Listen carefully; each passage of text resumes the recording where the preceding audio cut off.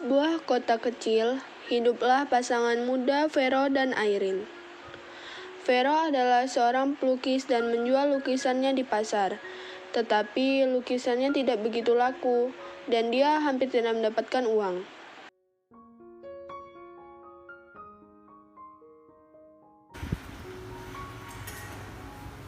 Maafkan aku istriku, aku tidak bisa menjual lukisan satupun hari ini. Apakah aku harus berhenti bekerja dan cari pekerjaan lain? Airin tidak mengatakan apa-apa, karena dia tahu suaminya hampir tidak menghasilkan cukup uang untuk diri mereka sendiri. Malam itu, ketika Vero pergi tidur, setetes air mata keluar dari matanya. Yang dia ingin lakukan hanyalah melukis, tetapi kehidupan telah mendorongnya mundur dan dia memutuskan untuk tunduk kepada keinginannya. Baiklah sayang, berangkat dulu ya. Semoga berhasil suamiku.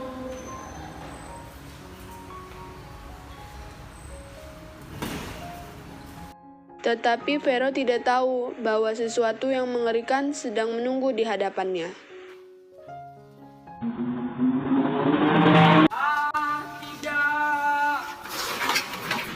Kecelakaan itu bisa berakibat fatal. Untungnya kami bisa menghentikan pendarahan yang berlebih. Tapi saraf optiknya terluka sangat parah. Aku minta maaf. Dia telah kehilangan penglihatannya. Hah? Tidak mungkin dokter, apakah tidak ada cara baginya untuk mendapatkan penglihatannya kembali? Iya, kita mungkin bisa mengembalikan sebagian atau seluruh penglihatannya kembali dengan operasi. Tapi biayanya 100 juta rupiah. Tapi dokter, saya tidak punya uang sebanyak itu. Maaf Bu, prosedurnya mahal dan kami tidak bisa melanggar peraturan rumah sakit. Kesedihan datang silih berganti kepada Airin. Dia melihat masa depan dan itu tidak terlihat terlalu bagus. Selama beberapa hari berikutnya, Airin pergi ke kota mencari pencerahan untuk suaminya. Dia meminta bantuan teman-temannya, menghubungi kerabatnya, dan bahkan pergi ke bank untuk meminta pinjaman. Semuanya tidak memberikan hasil yang baik. Kembali ke rumah sakit, Vero merasa ketakutan saat mengetahui bahwa dia telah menjadi buta. Oh, tidak. Sebuah perjalanan yang sulit akan segera dimulai. Karena tidak punya pilihan lain, Iri mengambil pekerjaan harian di kafeteria untuk menghidupi dirinya dan suaminya. Sementara itu, Vero masih belum bisa menerima kenyataan bahwa dia buta. Dia belum mencoba mempelajari teknik orientasi dan teknik mobilitas, di mana orang yang tidak bisa melihat belajar bagaimana beradaptasi dengan indera perasa.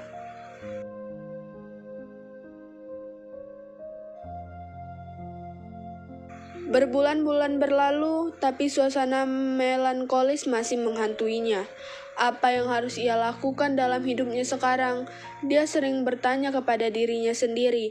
Dikurung di penjara jiwa, Vero menyerah.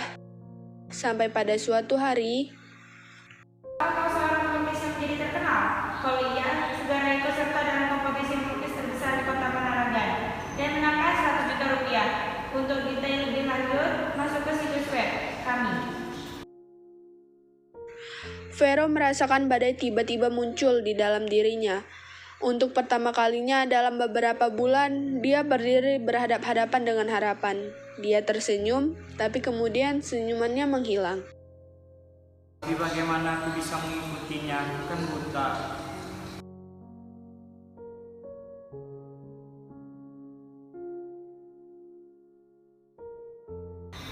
Kanvasku. Air mata membasahi matanya saat rambut di bagian belakang lehernya tersibak. Vero tidak tahu warna apa yang dia pilih, tapi dia tidak peduli. Dia hanya ingin merasakan sapuan kuasnya di kanvas. Dia hanya ingin mencium warna cat, dan kemudian mulailah keajaiban. Euforia. Perasaan kebahagiaan abadi.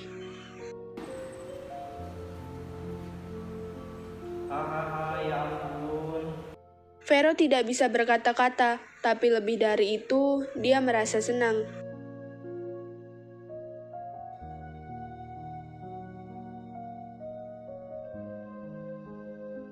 Selama beberapa minggu berikutnya, Vero mulai mempelajari teknik O dan M.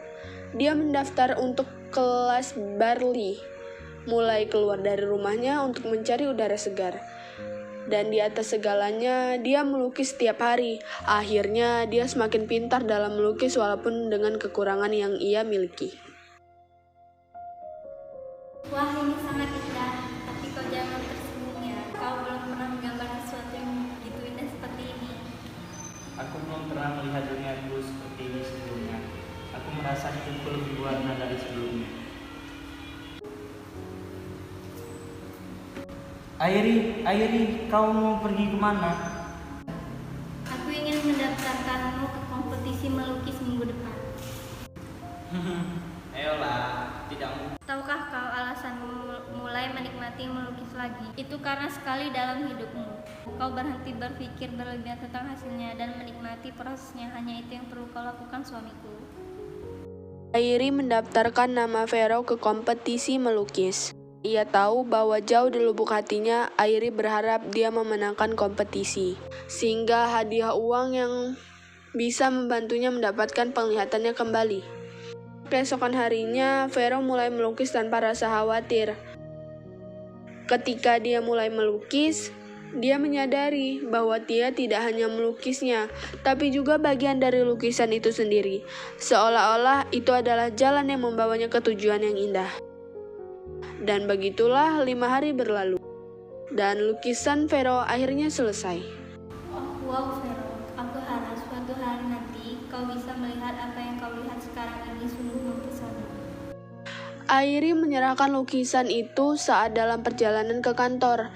Dan kemudian mereka menunggu. 3 hari kemudian. Hadirin sekalian, selamat datang di kompetisi melukis terbesar di Kota Panaragan. Melalui pandanganmu, kami senang karena kalian semua seniman-seniman hebat berpartisipasi. Dan akhirnya, itu adalah 2 lukisan yang membuat juri kami terpesona, yaitu The Enigma karya Russell Davies dan The Man Ace karya Vero Kim.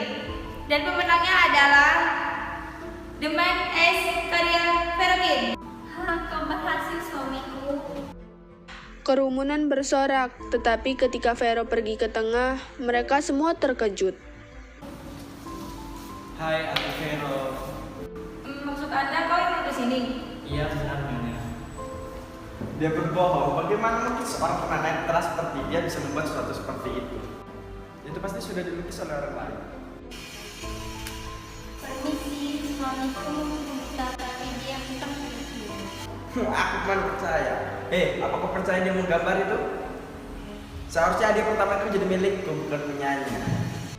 Aku tidak harus dibatasi oleh keterbatasan penglihatanku. Jika kau anggap kau lebih berhak mendapatkan hadiah ini, maka ambillah. Maaf, aku bersimpati padamu. Jika ini yang benar-benar kau yang buat, maka aku nantangmu sekarang. Coba buat sesuatu sekarang di sini di depan semua orang. Baiklah, aku menerima tantanganmu. Orang-orang yang hadir menunggu dengan tegang saat Vero menggambar untuk beberapa jam berikutnya.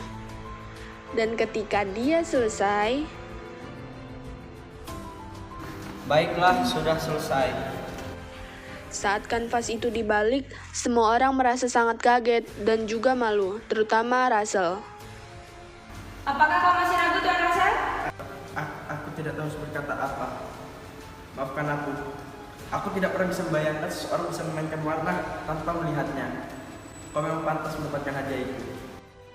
Dan maafkan aku juga, Tuan Vero, karena aku telah melakukanmu untuk sesaat. Dan kau telah menunjukkan kepada kami dengan kemauan orang bisa melakukan apapun. Vero dianugerahi hadiah pertama dan semua orang memberinya selamat. Airi senang karena suaminya bisa mendapatkan penglihatannya kembali. Tetapi ketika berbicara dengan orang-orang di sana, Vero menemukan bahwa alasan Russell begitu putus asa untuk memenangkan persaingannya adalah karena membutuhkan uang untuk operasi ayahnya. Kau lebih pantas mendapatkan ini. Hah? Apa? Aku tidak mengerti. Aku mendapatkan uang itu untuk mengembalikan penglihatanku. Tetapi apalah lebih pentingnya untuk mengembalikan nyawa seorang ayah? Kau bukan hanya seorang seniman yang hebat, tapi kau juga manusia yang luar biasa. Aku berjanji aku pasti akan membalikan ini suatu hari nanti. Russell pergi ke rumah sakit, di mana kabar duka telah menantinya.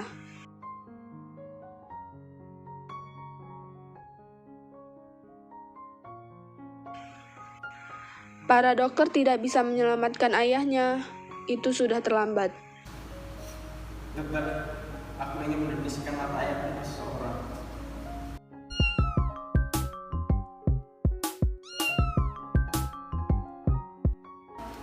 Iya, halo.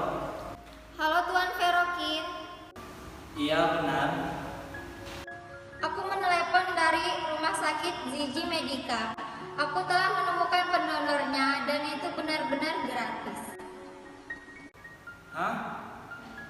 Vero dan Airi pergi ke rumah sakit tempat operasi dilakukan.